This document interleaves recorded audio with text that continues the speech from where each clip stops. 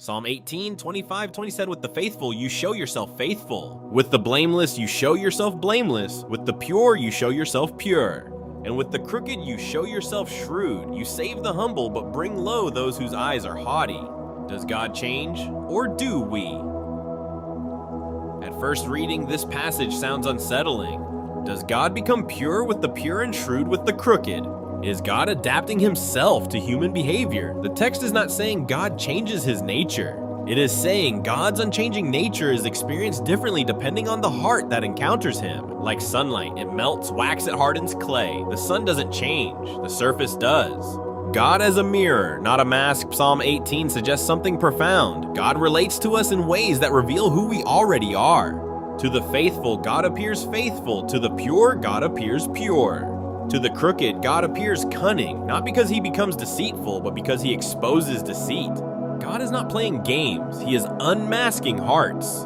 The moral order of reality. This psalm implies a moral architecture to the universe. Reality itself responds to moral posture. Humility aligns with grace. Pride collides with resistance. God's actions are not arbitrary punishments or rewards. They are relational outcomes built into life. The question becomes uncomfortable. Is my struggle with God really a struggle with my own posture? The danger of pride, verse 27, shifts the focus sharply.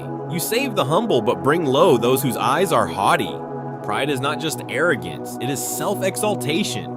Haughty eyes look down on others, but they also look away from God. Pride blinds us to grace because it convinces us we don't need it. God's justice is personal, not mechanical. This passage refuses a shallow view of justice.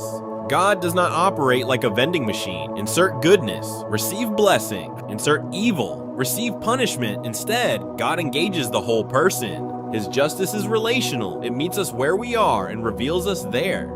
A disturbing but hopeful question. Psalm 18 forces us to ask, why does God feel distant to some and near to others?